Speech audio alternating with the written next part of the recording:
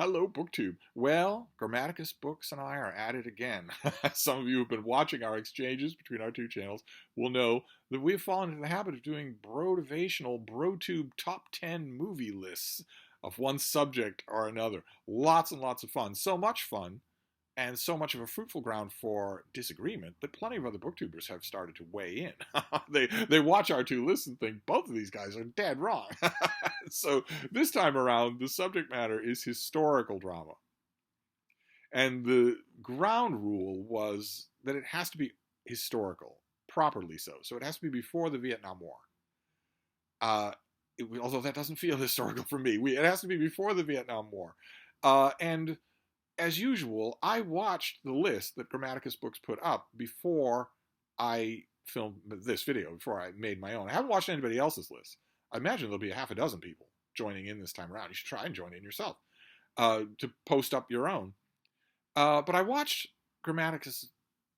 his list, and he stumbles quite a few times. So I thought we'd go over his list before we get to my list, which is, of course, definitive.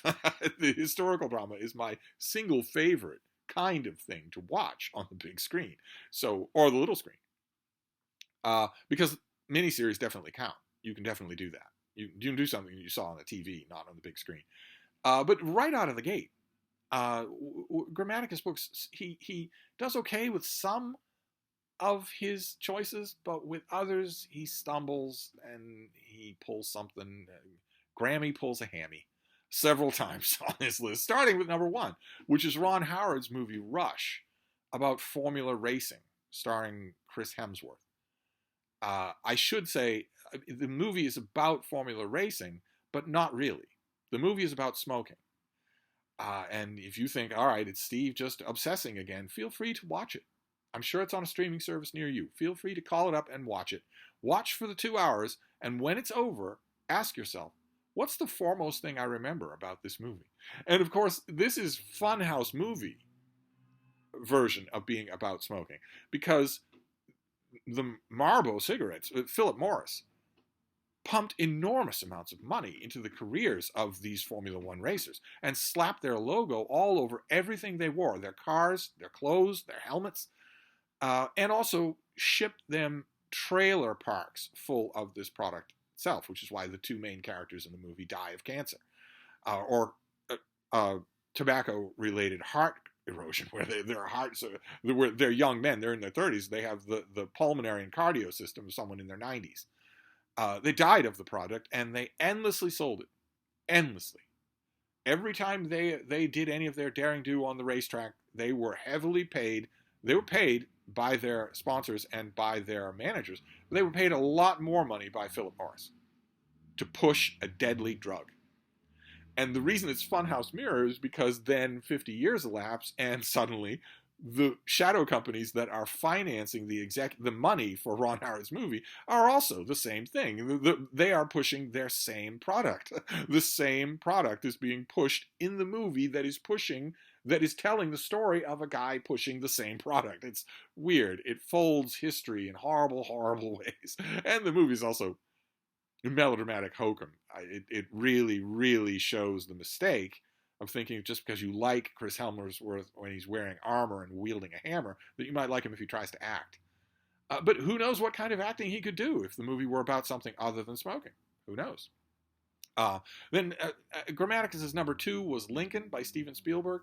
Again, I know all and I see all. Keep in mind, rule number one, or is it number two, of this channel. Steve is always right. That includes movies. That includes everything. But with movies, as with contentious books, I will often fall back on my ultimate safeguard, which is you.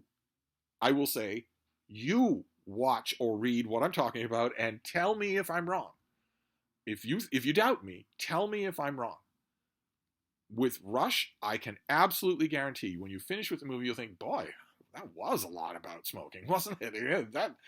They had some exciting action sequences, but I see Steve's point. You can't miss it. And Lincoln is the same way. Lincoln has Daniel Day-Lewis in character as Abraham Lincoln, didn't bathe, ate only 19th century food, insisted that everyone on set call him Mr. President. when you're a lunatic like that, when an actor is a lunatic like that, you want the result to be worth it. And it's not. It's not.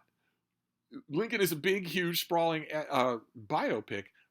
Watch it from beginning to end. You will see, okay, there's a 2-minute sequence here that's pretty good. And there's a 2-minute sequence over here that's pretty good. The movie's a snoozer. It's a big, gigantic snoozer that is just so reverential and poorly done. Oh my God, you American Civil War fans, don't watch this thing sober.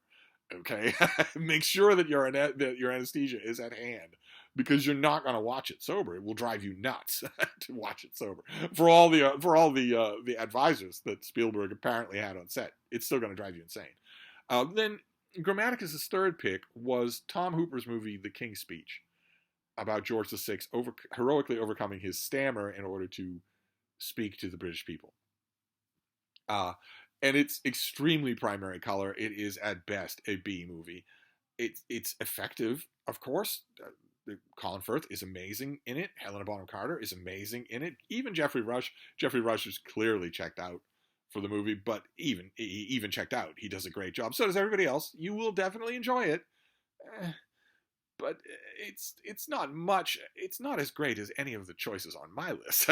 Then we go for his number 7. We go back to Steven Spielberg. This is Schindler's List, and okay, all right. Schindler's List is effective. Liam Neeson is amazing in Schindler's List, just amazing. And I think Ben Kingsley's amazing too. I think you could have got virtually anybody would have been amazing in Ben Kingsley's role. It's so constrained that you basically only have to be able to stand still to be effective in that role. Unlike Liam Neeson. Liam Neeson's role, if you did it wrong, the movie would sink. And he not only doesn't do it wrong, he does a glorious job. But if you're a dude bro, and Grammaticus Books is a dude bro, he knows how to kill you with his thumb, you're going to think about Schindler's List. The thing that's going to get you going isn't either one of those two. It's Ralph Fiennes killing people. And so when a dude bro tells me Schindler's List is one of my favorite movies, I say to them, would you watch it at all if the random shootings were taken out of it? I believe that a dude bro would not. And I don't know what that says about the movie. I think maybe that says that it's not ultimately an evenly paced movie. Then Grammaticus' next choice was Cleopatra, the sprawling epic Cleopatra.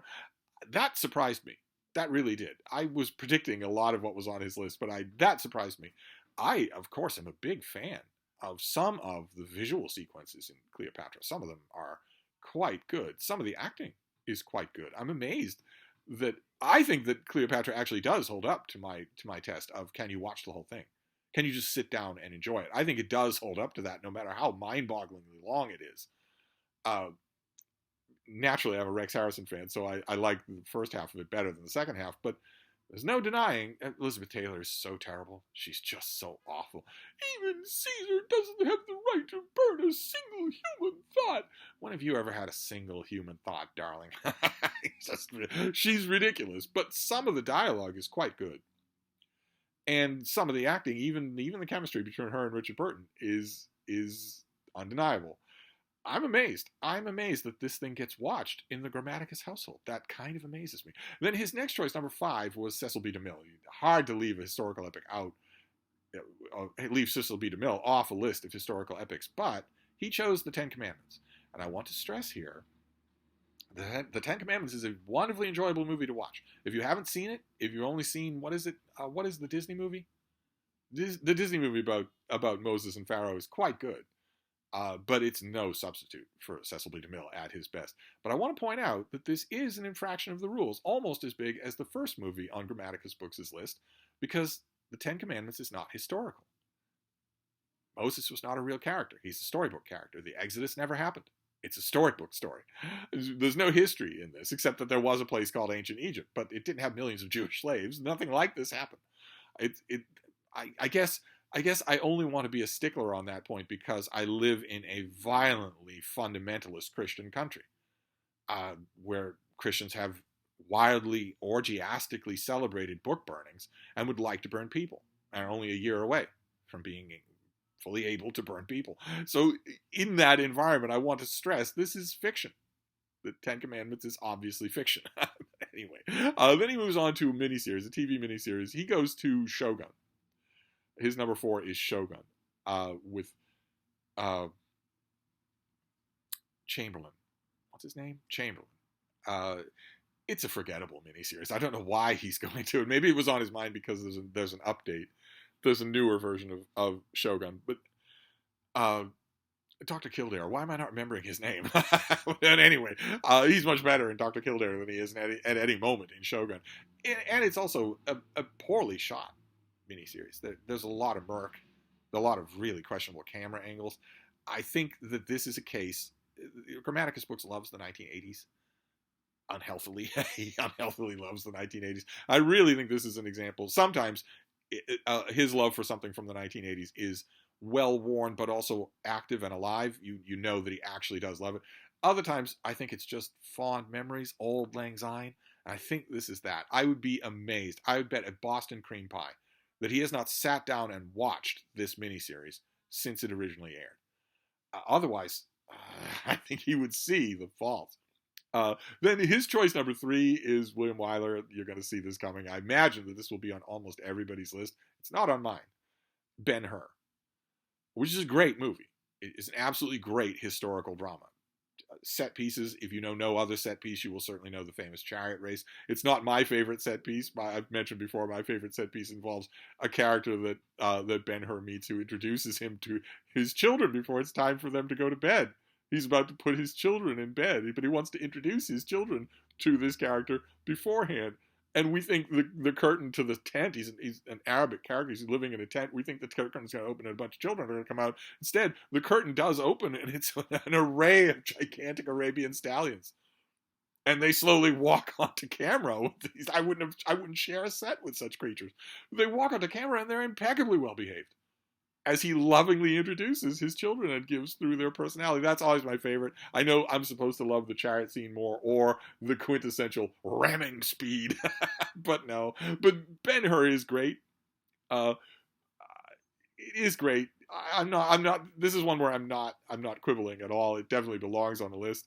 I guess I've quibbled with Grammaticus's list quite a bit. I should let him up off the mat once in a while. Then his next choice, number 2, is the first season, the 2016 season of The Crown. A series, a very daring series, an interestingly done series about Queen Elizabeth, about the reign of Queen Elizabeth II. It starts off with her as a young woman. That's the season that Grammaticus is talking about here. And it is pretty effective, I guess. It has some wild mythology. The House of Windsor, every once in a while, tried its hand at mythologizing. I guarantee you that Prince Philip did not have a face-off with an African elephant. It would have gone very differently and maybe saved a lot of us a lot of embarrassment. But it is stylishly done. Right, I wrote a long piece about that season and had mostly criticism to say of it. There are some parts of it that are much better than others. Some episodes, some little story arcs that are much better than others. I'm qualifying this only because I am in the rare number of people who was absolutely blown away by the final season of The Crown. By then, most critics were tired of it and just wanted it to be over and thought, oh, this is, this season of The Crown is obviously being influenced by the lachrymose sentimentality surrounding the death of Queen Elizabeth II, the subject of the whole show. I don't care about any of that. Those critics, the ones that said that, were dead wrong. I think the final season is the best season and amazingly done. Amazingly done television. And then there's Grammaticus Books' first choice. It's Ridley Scott. So I know that if you haven't watched his video yet, you're assuming it's going to be Gladiator, but it's not. He crams in The Duelist again. He's got a thing about this movie, The Duelist.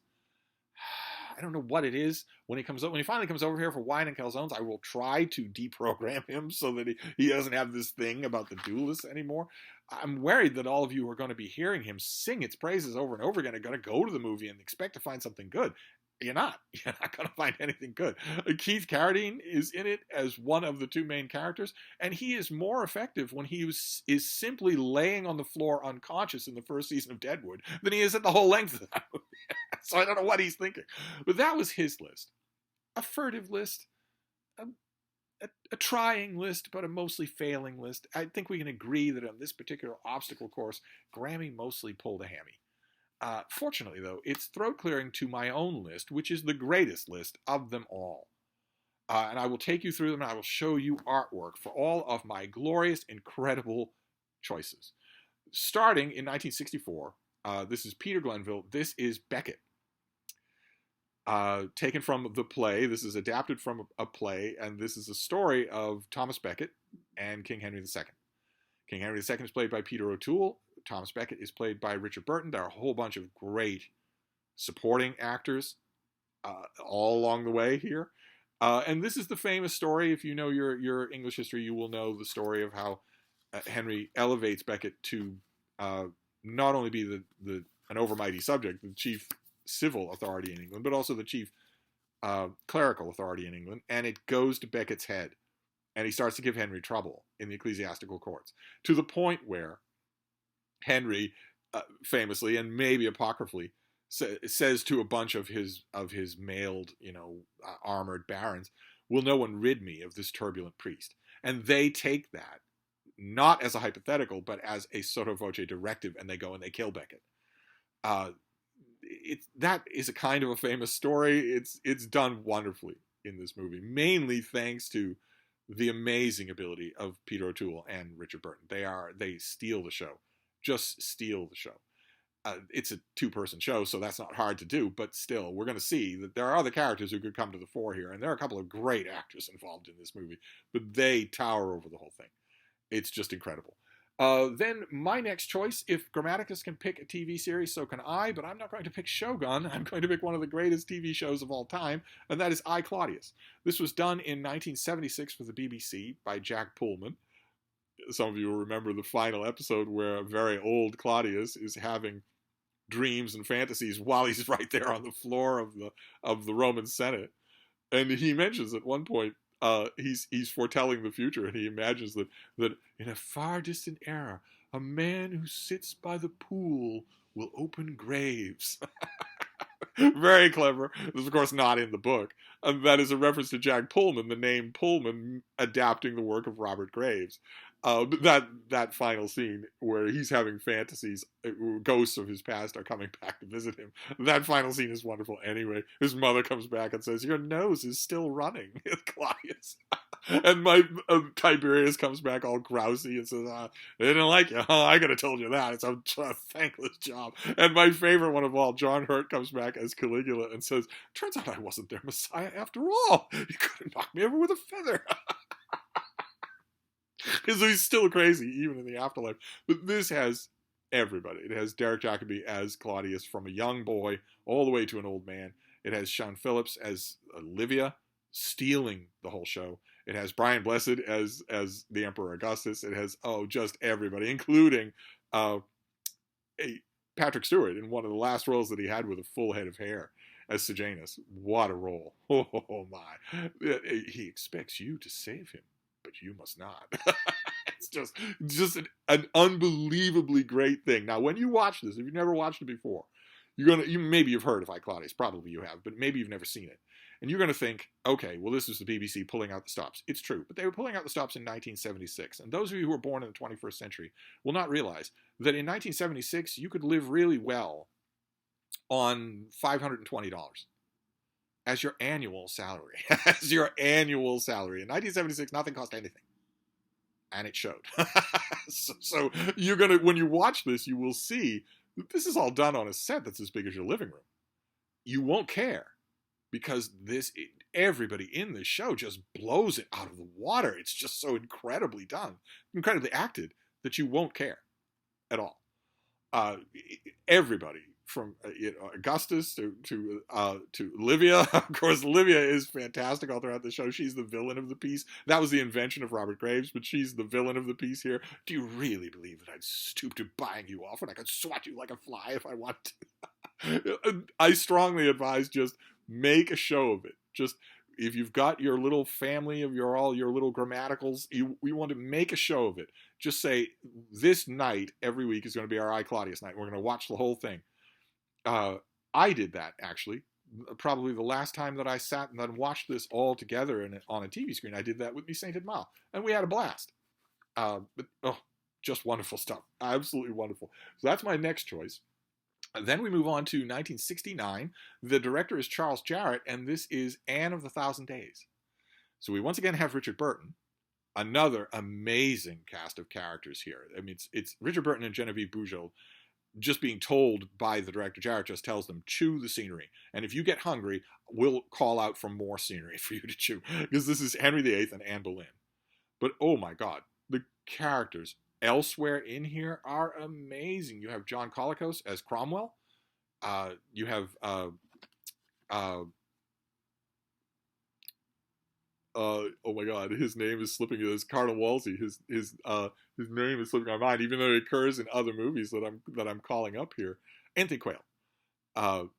As Cardinal Wolsey, you have Irene Pappas as Catherine of Aragon. In some amazing, amazing moments. Really, the towering thing here, the amazing production in this is Richard Burton as Henry VIII. I was skeptical when this was announced, and then as I thought, that's a little too on the money. But this is a role he was born to play. Just born to play it. It's amazingly, amazingly good.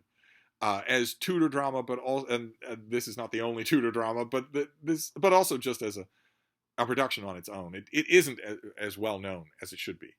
Then we're going to move on to 2021. This is my pick number 7. This was directed by Matthew Vaughn, and I imagine that I can already hear some of you carping and cavailing at the inclusion of this masterpiece on my list. And I would appreciate it if you are one of those carpers and cavailers, if you would zip it, because this is brilliant. It is, of course, The King's Man. This is set on the eve of World War I, and it stars a great cast of characters. It's not really going to matter. You've got Harris Dickinson as the dreamy young himbo. You've got Ray Fiennes is here again, only here he is as a character, a duke who has watched the world go to hell. He's personal friends with Franz Ferdinand in Sarajevo, so he's about to see things get even worse. And there's a shadowy cabal at the back of this movie, full of evil people, all of whom you will recognize. But it doesn't matter. It all ultimately doesn't matter, because the movie is completely taken over by Rhys Ifans as Rasputin the Mad Monk. And of course, I just loved it. I just loved the whole of it, every minute of it. But as much as I loved the movie, the love I have for one particular sequence went through the roof and secured this movie a place on its list. I will leave a clip on YouTube to that moment. Time to dance on your graves. I could watch that sequence a million times and probably have. Now we're gonna go to 2000, the year 2000. This is Roger Donaldson, I think. It's really a Kevin Costner production from beginning to end. He was the bull in the china shop. He was the 800-pound gorilla. And unfortunately, you can tell that in the movie, but it doesn't matter. The movie manages to be great anyway. This is 13 Days, which is a movie about the Cuban Missile Crisis.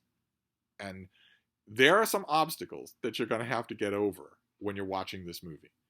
And the foremost of them is Kevin Costner, who plays Kenny O'Donnell. He plays an actual, Kennedy appointee, a member of the Kennedy White House. But it's Costner, yes, but it's also Costner's attempt at a South Boston accent, and it's painful. It will make your ears bleed. But it doesn't matter. Ultimately, it doesn't matter. There are a lot of other great supporting actors all throughout here. It's a lot of history. And central to the whole thing, and much like Richard Burton in Anne of the Thousand Days, just towering over this, is Bruce Greenwood as JFK. JFK is one of those figures. Actually, it's a lot like Burton as King Henry VIII, now that I think about it. JFK is he is an easy figure to caricature. If you get a role to be JFK, it's going to be easy to do JFK, and Bruce Greenwood decides very consciously not to do that. And it works. He isn't playing his best Kennedy accent. Instead, he's playing the character from the inside out, and it works perfectly. Just perfectly. I strongly, strongly recommend this if you have missed it. Then we'll go to 1981. So Grammaticus Books will be happy. This is a miniseries. It's great. I absolutely love it. It's Masada. So we are once again dealing with Peter O'Toole. This is dramatizing the siege of a mountaintop fortress that is written about in Josephus, where a group of Jewish zealots withdraw to a mountaintop fortress made by King Herod the Great, reinforced there with endless amounts of drinking water and food and whatnot, and tiny serpentine paths leading up to it from the plain below, so that it's virtually impregnable. They hole up there, and they're using that as a base from which to strike at Roman-held Judea.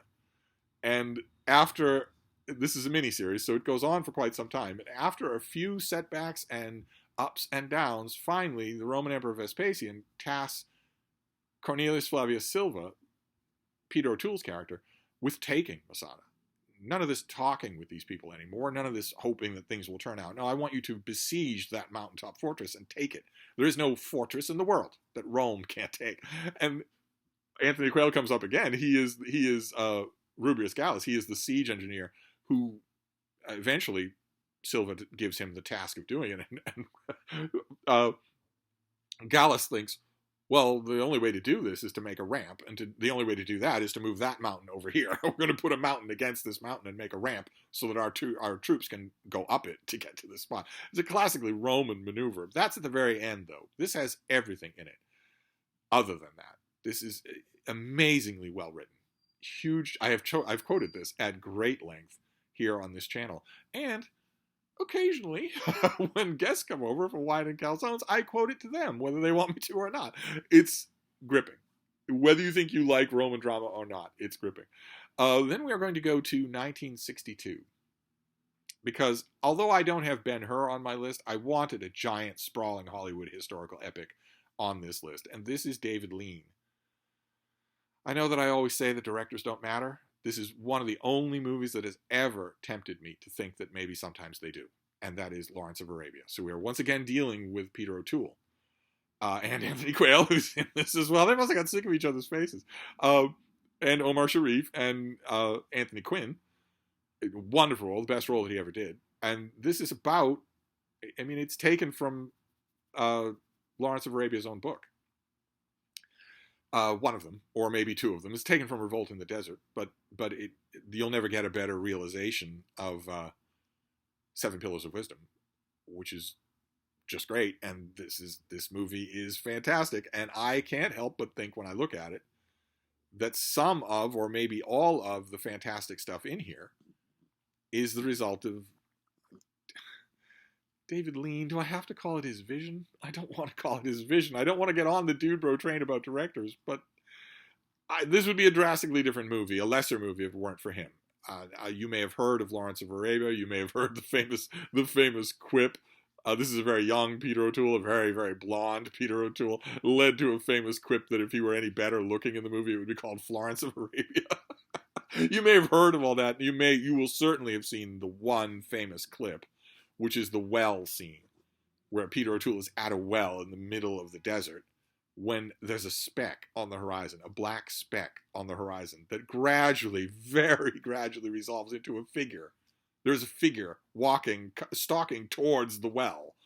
It is an amazing piece of cinematography. It holds your eye even though you don't want it to, even after you know what it is. It'll still hold your eye. You might know that sequence, but you might not have watched the rest of the movie, which is pretty weird and pretty towering, pretty effective. So we're going to go with that. Then we'll move on to 1966. This is Fred Zinnemann. I think it doesn't really matter because it's Paul Scofield, so it doesn't really matter. But this is A Man for All Seasons.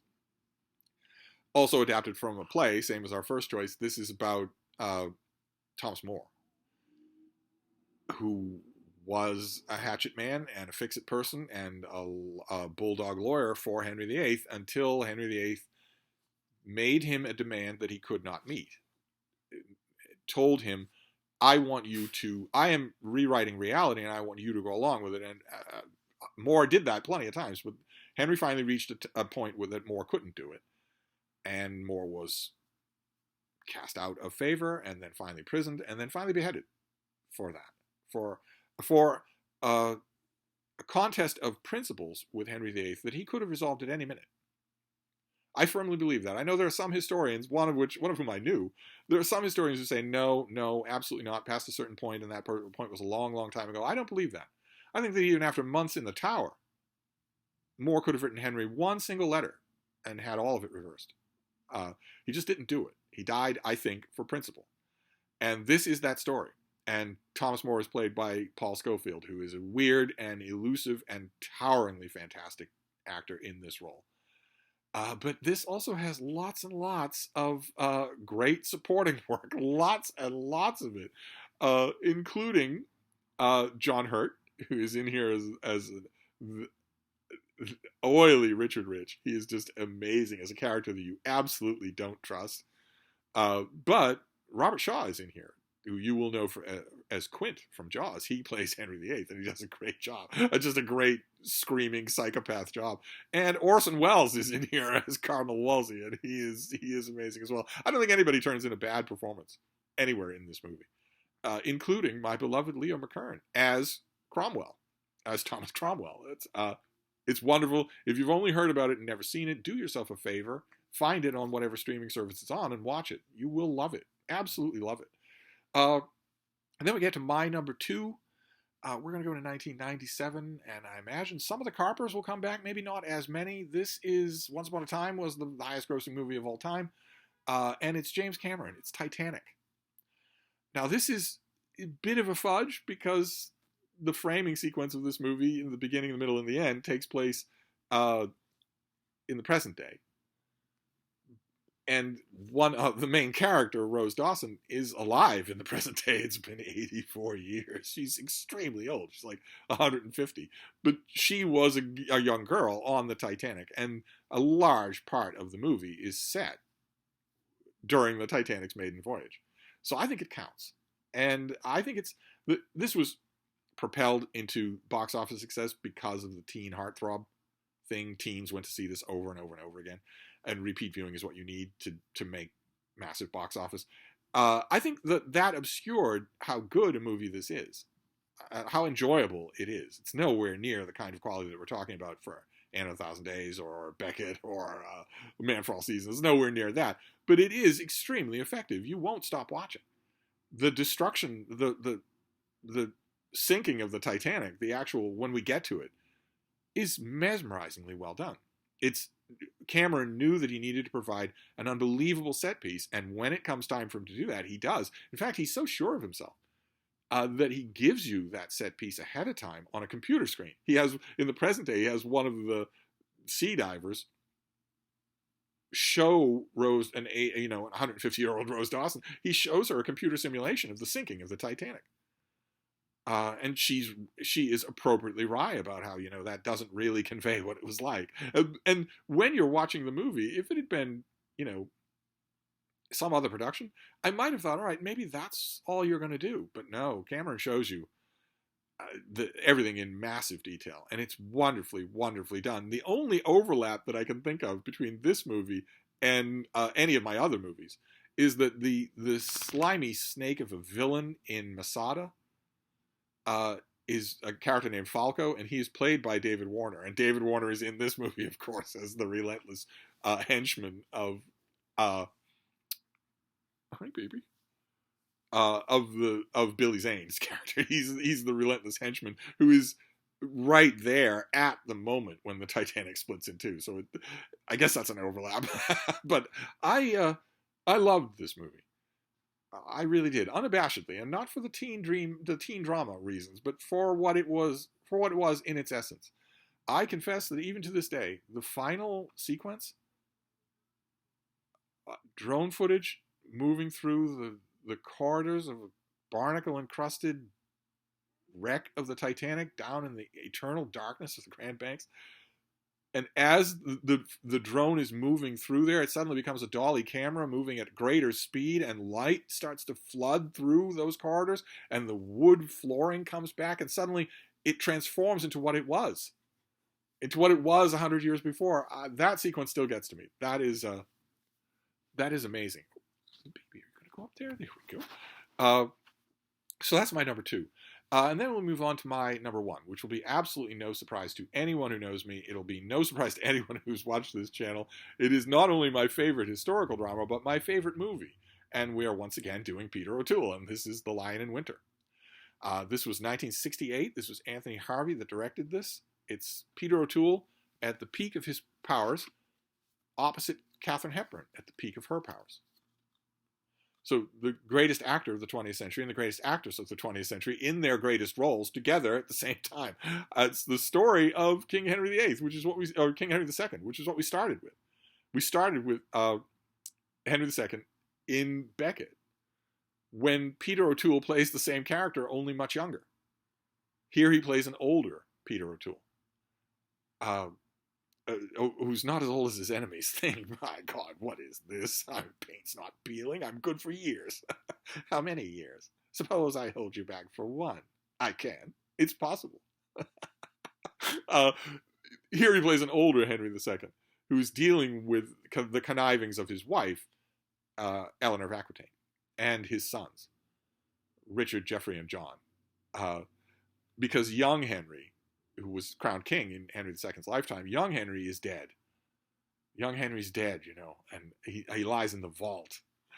One son angrily tells Henry, and we flash to Peter O'Toole's face, who's suddenly stricken with grief, as he says, I know, I've seen him there. Wonderful. There isn't a thing in this movie that I don't love. I show it, I force guests to watch it all the time.